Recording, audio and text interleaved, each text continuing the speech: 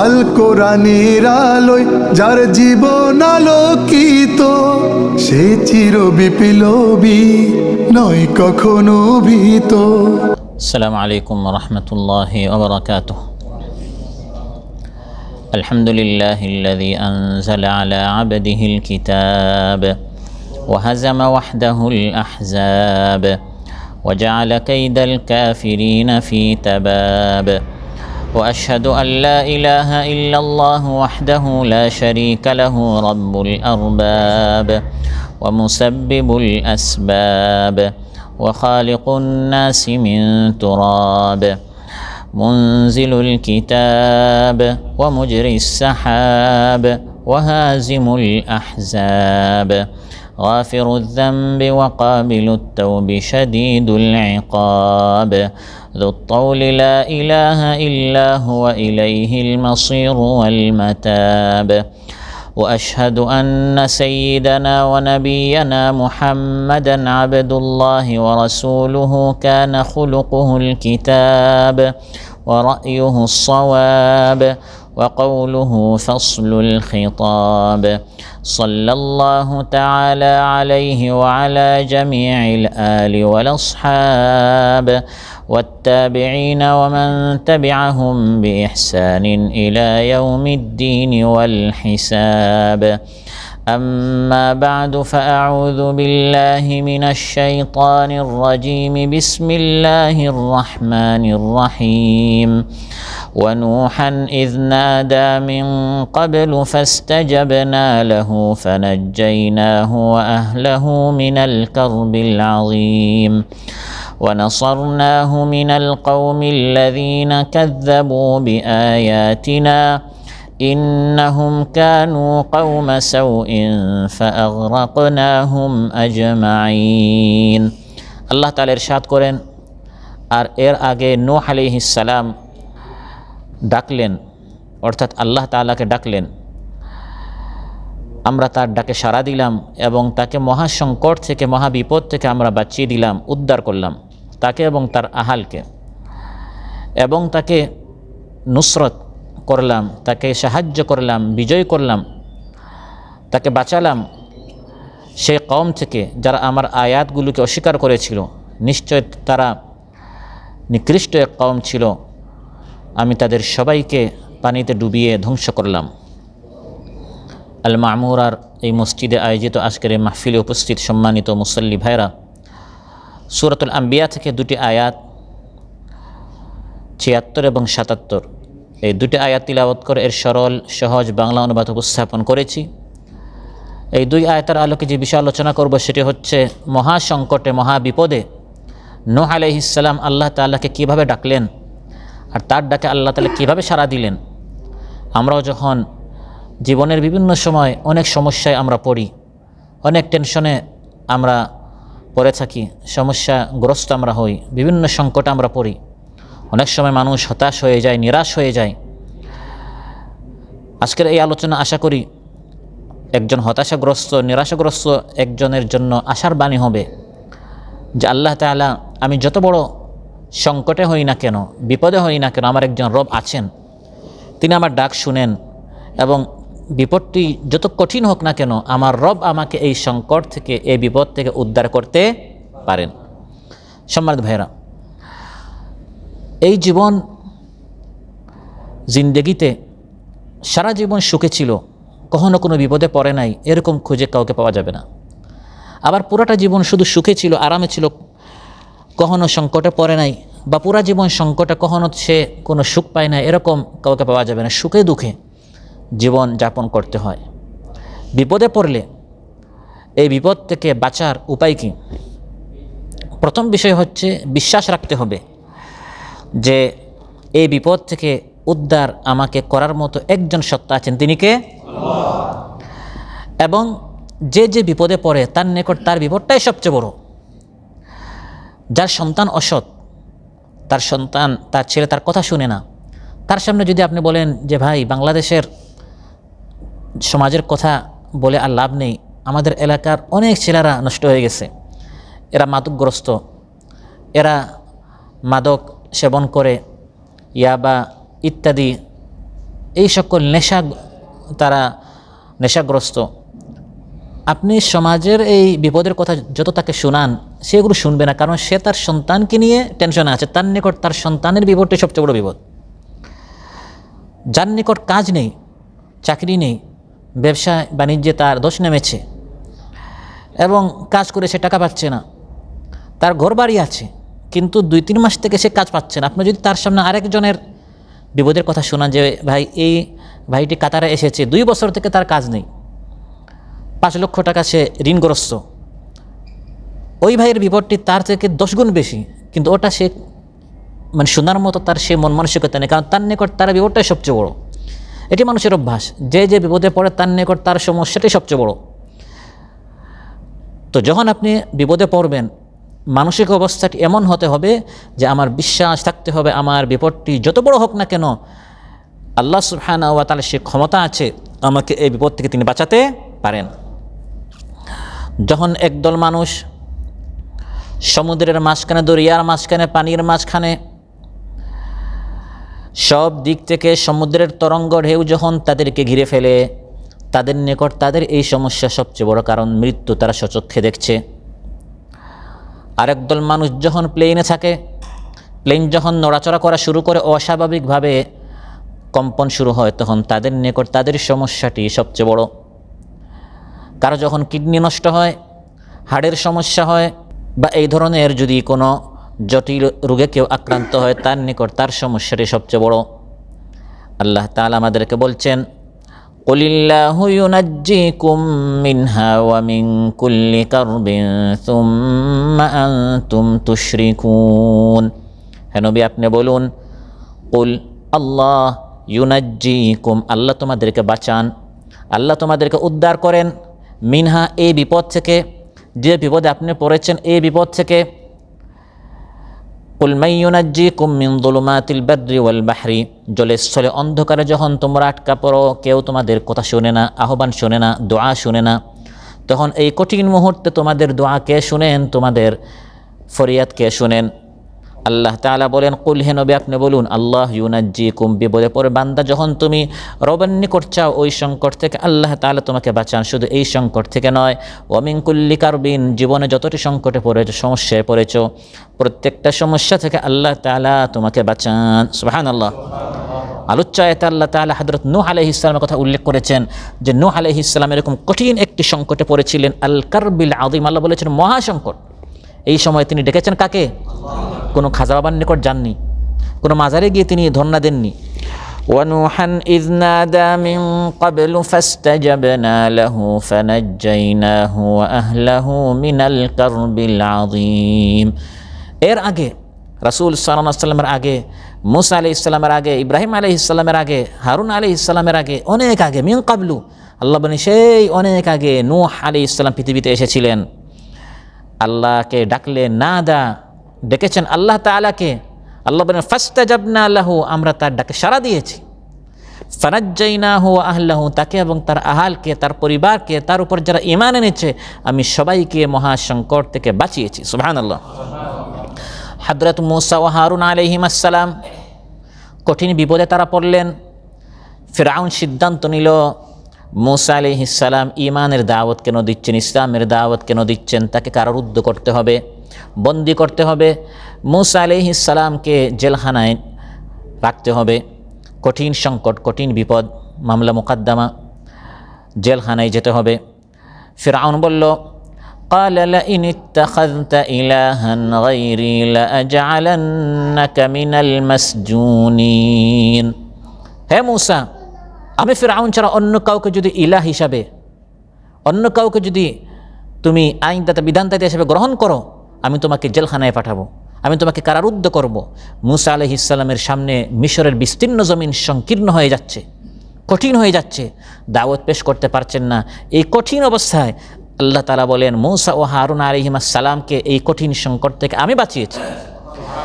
ওয়ানাজ্জাইনাহুমা ওয়া কওমাহুমা মিনাল কারবিল আযীম, আল কারবিল আযীম, মহাসংকট থেকে।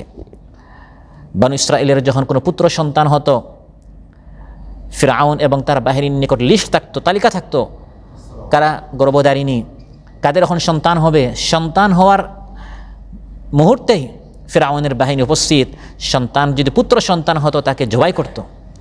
কত কঠিন একটি সংকট, কত কঠিন একটি বিপদ। একটু ভাবেন, একটু চিন্তা করেন, আপনার যখন সন্তান হওয়ার যখন সময় হয়, আপনার যখন সন্তান হয়েছে, এই সন্তান হওয়ার সময় আমাদের কত আনন্দ, কত খুশি যে সন্তানের বাবা হব। এই সময় যদি খবর আসে যে বাহিনী আসছে, পুত্র সন্তান হলে সন্তানকে জবাই করা হবে, এই সময় একজন মায়ের, যে মা এখন সন্তান প্রসব দিচ্ছে এবং সে জানে বাহিনী বাহিরে প্রস্তুত সন্তানকে জবাই করবে, আল্লাহ তাআলা বলেন আল কারবিল আযীম, এই কঠিন সংকট থেকে আমি মূসা আলাইহিস সালামকে বাঁচিয়েছি, হারুন আলাইহিস সালামকে বাঁচিয়েছি, তাদের কওমকে বাঁচিয়েছি। ওয়ানাজ্জাইনাহুমা ওয়া কওমাহুমা মিনাল কারবিল আযীম, সেই সময়ের যে স্বৈরাচার ছিল, ফ্যাসিস্ট ছিল, চোখের সামনে মূসা, হারুন আলাইহিস সালাম এবং তাদের কওমের চোখের সামনে আমি এই সেই ফিরআউনের পতন ঘটিয়েছি, পানিতে ডুবিয়ে তাকে ধ্বংস করেছি। সুবহানাল্লাহ। তাহলে আল্লাহ তাআলা সংকটটি যত নাজুক হোক, যত কঠিন হোক, আল্লাহ তাআলা সংকট থেকে উত্তীর্ণ করতে পারেন। আপনি যদি অসুস্থ হন, আইয়ুব আলাইহিস সালামের কথা মাথায় রাখবেন। দীর্ঘ সময় পর্যন্ত আইয়ুব আলাইহিস সালাম রোগে আক্রান্ত হয়েছিলেন, কিন্তু তিনি নিরাশ হন নাই, কারণ তার আকীদা ছিল, বিশ্বাস ছিল, আমার একজন রব আছেন, তাকে যদি আমি ডাকতে পারি তিনি আমাকে এই অসুস্থতা থেকে সুস্থতা দান করতে পারেন। আল্লাহ তাআলা বলেন আইয়ুব আলাইহিস সালাম যখন আমাকে ডাকলেন, ফাস্তাজাবনা লাহু ফাকাশাফনা মা বিহি মিন দুর, আমি তার দোয়া কবুল করলাম, এই রোগ ব্যাধি থেকে আমি তাকে সুস্থতা দান করেছি।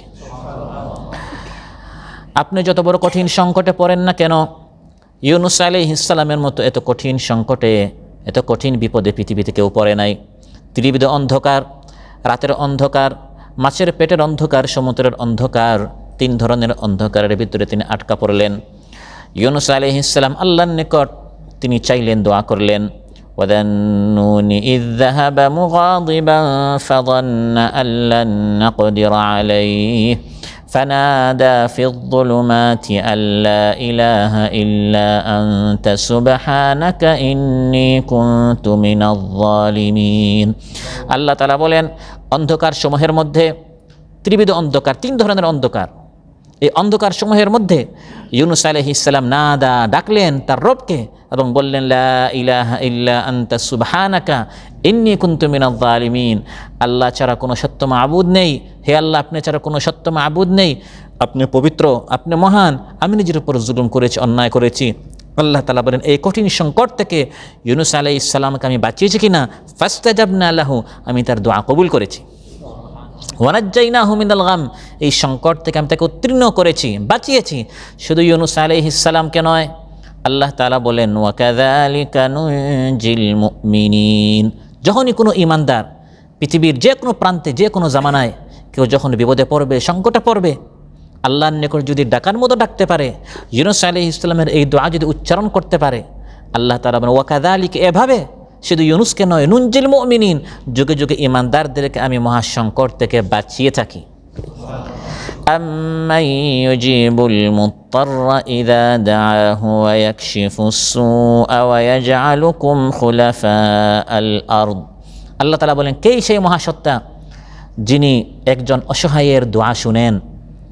আপনি অসহায়, আপনার সামনে সব দরজা বন্ধ হয়ে গেছে, সম্ভাবনা আর কোনো পথ নেই, যাদের নিকট আপনি আশা রেখেছিলেন সে আমাকে একটু বাঁচাতে পারে, সে আমার সাহায্যে একটু এগিয়ে আসতে পারে, সেও ফোন বন্ধ করে দিল, সেও দরজা আপনার সামনে অফ করে দিল।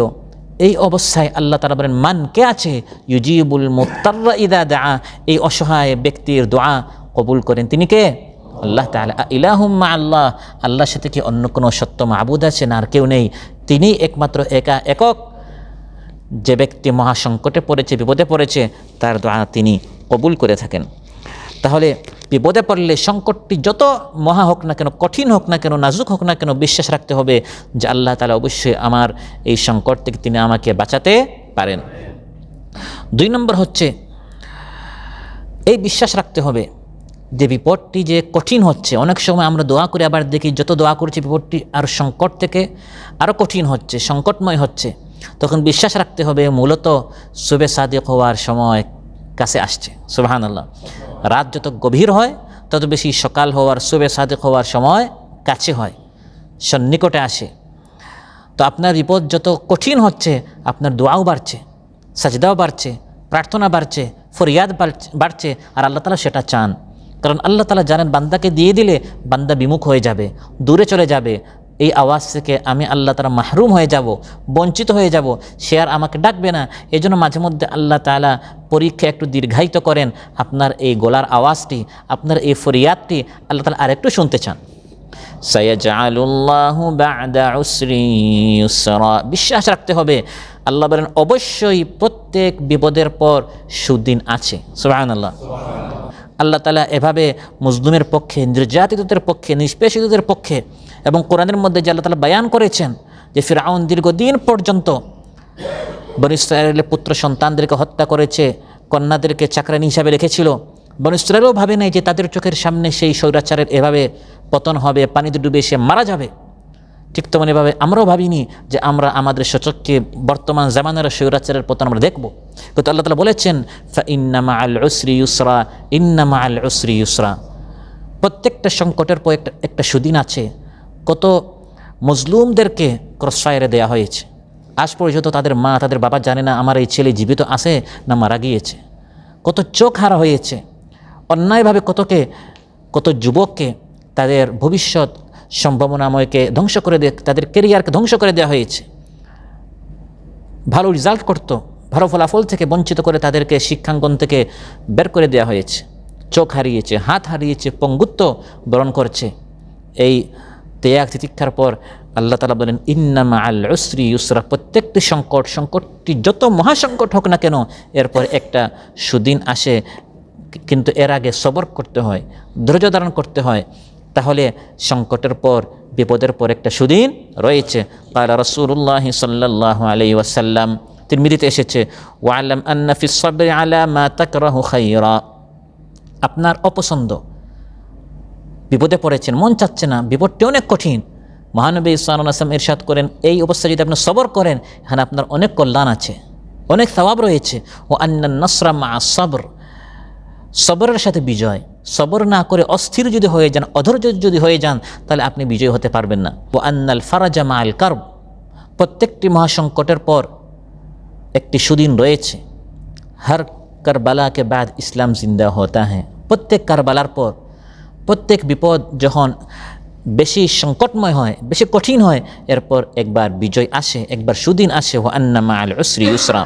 সম্মানিত ভাইরা, ঠিক তেমনইভাবে বিপদ যখন কঠিন হয়, কীভাবে আল্লাহর পক্ষ থেকে সাহায্য আসে, আলোচ্য আয়াতে আল্লাহ তাআলা হযরত নূহ আলাইহিস সালামের ঘটনা উল্লেখ করেছেন। নূহ আলাইহিস সালাম 1-2 দিন নয়, 1-2 মাস নয়, 1-2 বছর নয়, 1-2 শতাব্দী নয়, 9.5 শতাব্দী, 950 বছর। 100 বছরে 1 শতাব্দী হয়, এরকম 9 শতাব্দী আরও অর্ধেক, 950 বছর তিনি দাওয়াত দিয়েছেন। ওয়ালাকাদ আরসালনা নূহান ইলা কওমি فلبث فيهم ألف سنة إلا 50 عاما فأخذهم الطوفان وهم ظالمون। আল্লাহ তাআলা বলেন আমি নূহ আলাইহিস সালামকে রাসূলকে পাঠালাম, তিনি তাদের মধ্যে 50 কম 1000 বছর তাদের মধ্যে থাকলেন, দাওয়াত দিলেন, রুমে গেলেন, তাঁবুতে গেলেন, ঘরে ঘরে গেলেন, চেষ্টা করলেন, মেহনত করলেন। প্রজন্মের পর প্রজন্ম তিনি দাওয়াত দিয়েছেন, সন্তানকে দিয়েছেন, বাবাকে দিয়েছেন, দাদাকে দিয়েছেন, পরদাদাকে দিয়েছেন, দীর্ঘ হায়াত তিনি পেয়েছেন। এত লোককে তিনি দাওয়াত দিলেন, এত লং টাইম, এত দীর্ঘ সময় দাওয়াত দিলেন। কয়জন ঈমান আনলো?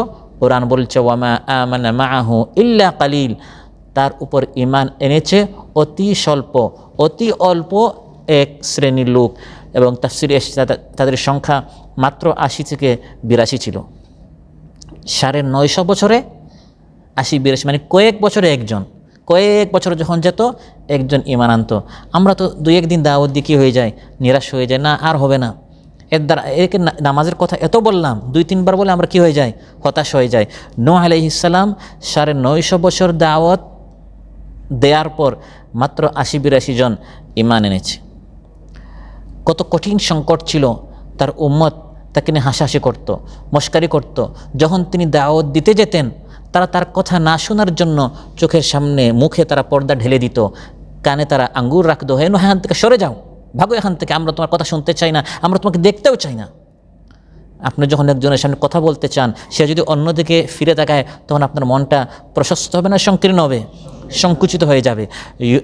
নূহ আলাইহিস সালাম যখন দাওয়াত পেশ করতেন, তারা অন্যদিকে শুধু মুখ ফিরাতো তা নয়, না দেখার জন্য তারা মুখে তারা কাপড় ঢেলে দিত, আর না শোনার জন্য তারা কানে আঙ্গুর রাখত।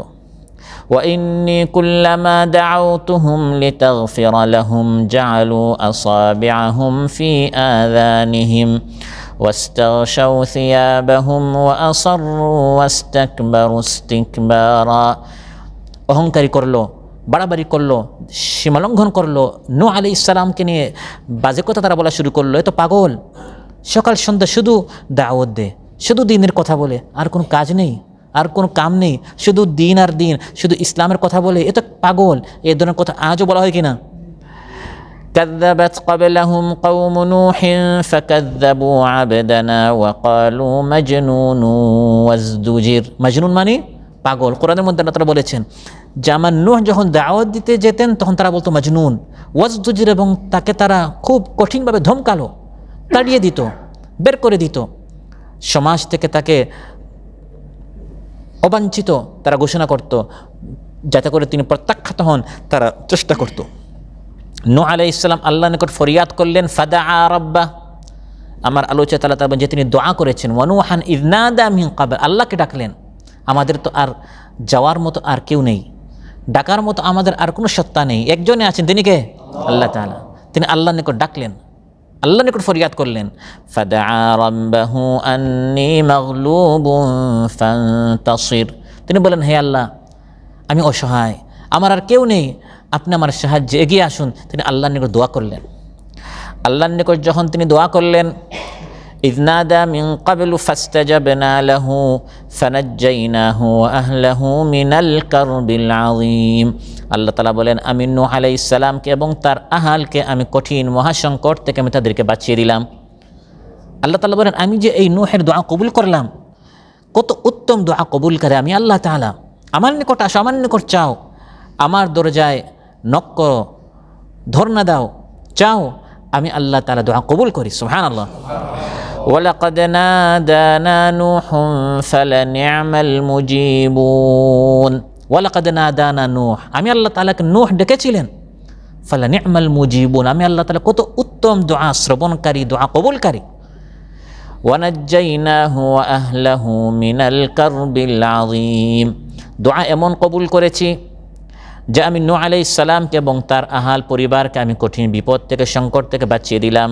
ওয়া জাআলনা যুররিয়াতাহু হুমুল বাকিন, এবং এই পৃথিবীতে নূহ আলাইহিস সালামের আওলাদদেরকে আমি বাকি রেখে দিলাম। সুবহানাল্লাহ। তারা সকাল সন্ধ্যা নূহ আলাইহিস সালামকে হাসাহাসি করত, এই নূহের কোনো ভবিষ্যৎ নাই, দিন ধর্ম ইসলামের কথা বলে শেষ হয়ে যাবে।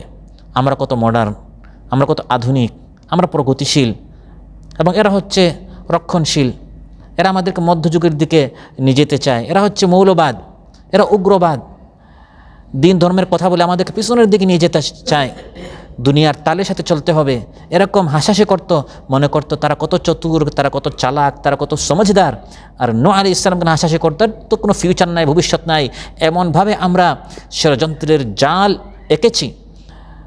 ইসলাম এবং ইসলামী এই শক্তিকে আমরা এখনই নির্মূল করে ফেলবো। আল্লাহ তাআলা বলেন, পরিণামে কি হলো? ওয়া জাআলনা যুররিয়াতাহু হুমুল বাকিন, আমি নূহকে এমনভাবে বাঁচিয়ে দিলাম যে যারা এতদিন হাসাহাসি করতো তারা সবাই, যখন তুফান আসলো, প্লাবন আসলো, বন্যা আসলো, সবাই ধ্বংস হয়ে গেল, আর নূহ আলাইহিস সালামের আওলাদ বংশধরকে আমি এখানে বাঁচিয়ে দিলাম। সুবহানাল্লাহ। তাহলে ভবিষ্যৎ তাদেরটা নষ্ট হয়েছে, আমার নূহের ফিউচার, আমার নূহের ভবিষ্যৎ, আমার নূহের আওলাদ ধ্বংস হয় নাই।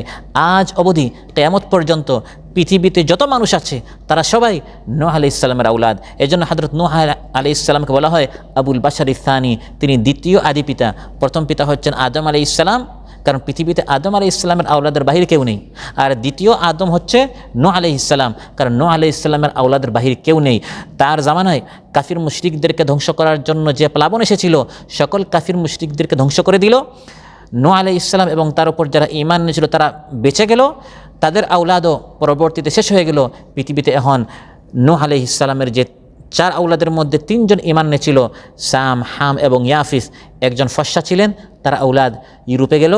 একজন কালো ছিলেন, তার সন্তান বংশধর আফ্রিকায় গেল এবং একজন শ্যামলা ছিলেন, তার আওলাদ হচ্ছে আমরা এশিয়ান। এই সকল দেশের যারা আছে সবাই হচ্ছে নূহ আলাইহিস সালামের আওলাদ। আল্লাহ তাআলা বলেন যারা আমার নূহকে নিয়ে মশকারি করলো তাদেরকে শেষ করে দিলাম। ওয়া জাআলনা যুররিয়াতাহু হুমুল বাকিন, তাদেরকে আমি বাকি রেখেছি। নূহ আলাইহিস সালামের আওলাদকে আমি দুনিয়াতে অবশেষ রেখেছি। সুবহানাল্লাহ।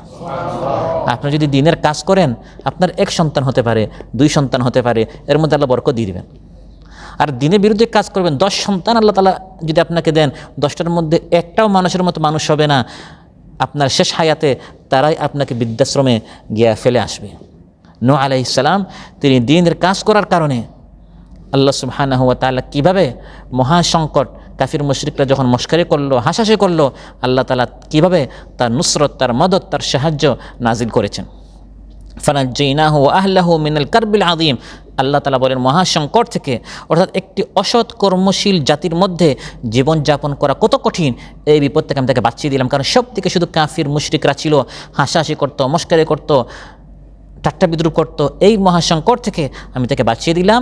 আর যখন প্লাবন আসলো, প্লাবন বন্যা নামক সংকট থেকেও আমি তাদেরকে বাঁচিয়ে দিলাম। ওয়া নাসারনাহু মিনাল কওমিল্লাযীনা কাযযাবু বিআয়াতিনা ইন্নাহুম কানু কওমা সাউইন ফাআগরাকনাহুম আজমাইন। আল্লাহ তাআলা বলেন আমি এভাবে নূহ আলাইহিস সালামকে সেই নিকৃষ্ট কওম থেকে বাঁচিয়ে দিলাম যারা আমার আয়াতগুলোকে নিয়ে হাসাহাসি করত। কাযযাবু বিআয়াতিনা, আমার আয়াতগুলোকে মিথ্যা প্রতিপন্ন করত, সত্য বলে বিশ্বাস করে নাই। এরা ছিল কওমা সাউইন, এক অপরাধী কওম। ফাআগরাকনাহুম আজমাইন, আমি তাদের সবাইকে পানিতে ডুবিয়ে ধ্বংস করে দিলাম। নূহ আলাইহিস সালামের জামানায় এমন তুফান, প্লাবন, বন্যা এসেছিল, অতীতে এরকম কখনো আসে নাই, ভবিষ্যতেও এরকম প্লাবন আসবে না। আল্লাহ তাআলা যেমন আরহামুর রাহিমিন, মহা দয়ালু, আল্লাহর রাগ, ক্রোধ এরকম খুব মারাত্মক। যখন আল্লাহ তাআলা কোনো জাতির উপর আল্লাহর গুসা, আল্লাহর রাগ যখন নাজিল হয়, তখন সেই জাতিকে একবার আল্লাহ তাআলা নির্মূল করে ফেলেন। নূহ আলাইহিস সালামের কওম 950 বছর দাওয়াত দেওয়ার পর যখন তারা দাওয়াত কবুল করে নাই, আল্লাহ তাআলা নূহ আলাইহিস সালামের প্রতি ওয়াহি করলেন, হে নূহ, এখন আর দাওয়াত দিও না, দাওয়াত স্টপ করো, এখন এই জাতির উপর আমার শাস্তি নাজিল হবে। সেই শাস্তি বাস্তবায়ন করার জন্য তোমাকেও একটা কাজ করতে হবে, সেটা হচ্ছে তোমাকে একটা নৌকা বানাতে হবে।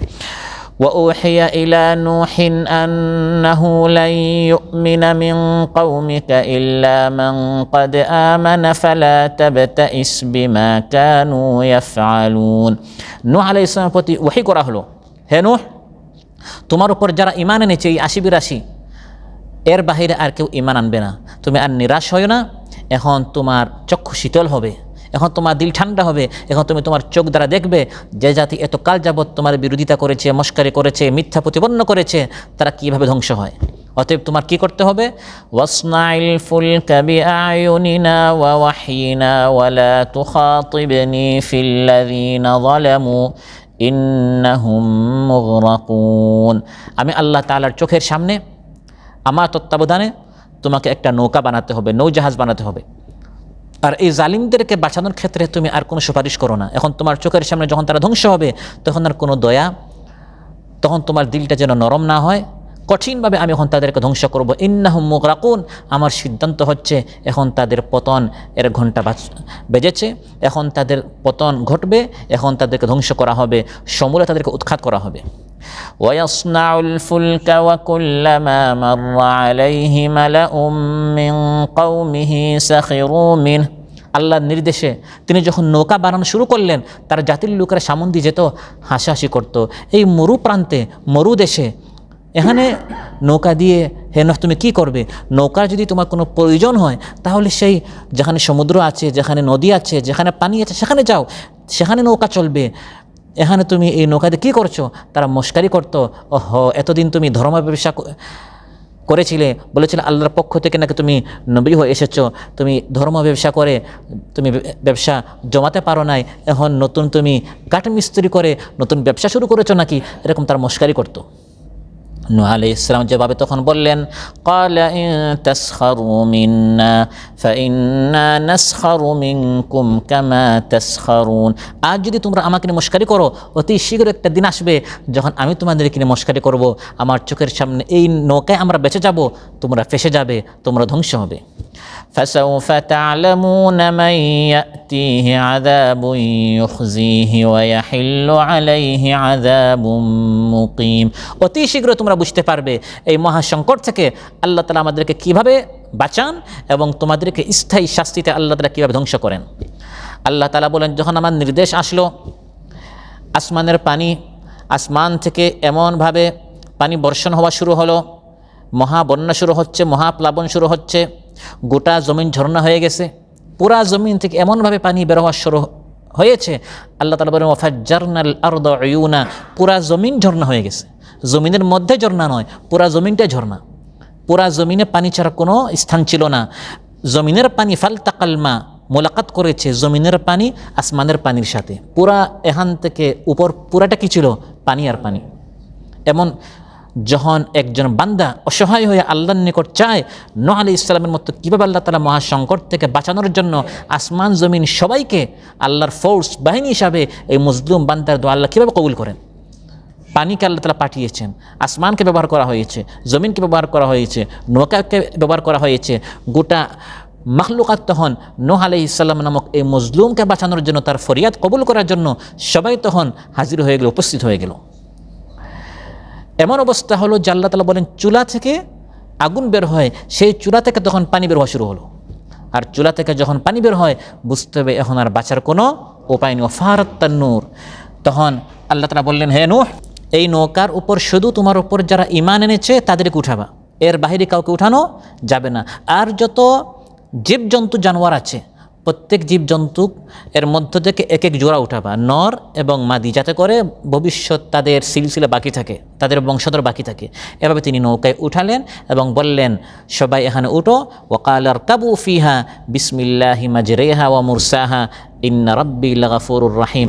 আল্লাহর নাম নিয়ে সবাই জাহাজে উঠল। পর্বত সম এক একটি ঢেউ, পাহাড় সমান এক একটি তরঙ্গ মাঝখান দিয়ে যাচ্ছে। আল্লাহ তাআলা বলেন, পেরেক দ্বারা, লাকড়ি দ্বারা নির্মিত একটি জাহাজ, লোহা দ্বারা নয়, সাধারণ লাকড়ি এবং পেরেক দ্বারা নির্মিত বানানো একটি জাহাজ বিশাল এই বন্যার মাঝখানে চলে যাচ্ছে। সুবহানাল্লাহ। সাধারণত লাকড়িতে যদি পানি ঢুকে লাকড়ি কী হয়ে যায়? নষ্ট হয়ে যায়। সেখানে সাধারণ পানি নিয়ে বিশাল বন্যার মাঝখানে এই লাকড়ি দ্বারা নির্মিত এই জাহাজটি যাচ্ছে। ওয়াহিয়া তাজরি বিহিম ফি মাউজিন কাল জিবাল, জাবাল বলা হয় পাহাড়কে, পাহাড় সম এক একটি তরঙ্গ আসছে, এর মাঝখান দিয়ে এই নৌকা যাচ্ছে। নৌকাটি কে চালাচ্ছেন? আল্লাহ তাআলা, আল্লাহর নির্দেশে এটা চলছে। হঠাৎ নূহ আলাইহিস সালাম দেখলেন তার সন্তান, তার 4 সন্তান ছিল, 3 জন ঈমান এনেছে যাদের আওলাদ বাকি ছিল, আরেকজন ঈমান আনে নাই যার নাম কানআন ছিল। তিনি দেখলেন দূরে কানআন দাঁড়িয়ে আছে। তিনি বললেন, বাবা আসো, কালিমা পড়ো, ইসলাম গ্রহণ করো আর আমাদের সাথে নৌকায় উঠো। সে বলল, না, এই যে বিশাল একটি পাহাড় আছে, পাহাড়ের চৌড়ায় আমি উঠে যাব, পাহাড় আমাকে বাঁচাবে। নূহ আলাইহিস সালাম তখন বললেন, বাবা, আজ এমন কঠিন একটি মুহূর্ত, কোনো পাহাড়, কোনো পর্বত, কোনো জিনিস আজ আল্লাহর সিদ্ধান্ত থেকে বাঁচাতে পারবে না, আল্লাহর শাস্তি থেকে বাঁচাতে পারবে না। আসো আমাদের নৌকায়, আমাদের সাথে তুমি আরোহণ করো। সে বলল, না, এই নৌকায় আমার ওঠার কোনো প্রয়োজন নাই।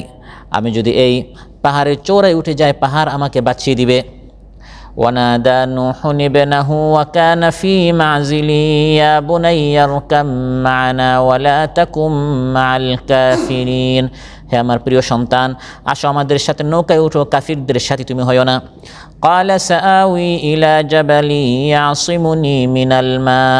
সে বলল, এই যে পাহাড় আছে, পাহাড়ে উঠে যাব, পাহাড় আমাকে পানি থেকে বাঁচাবে।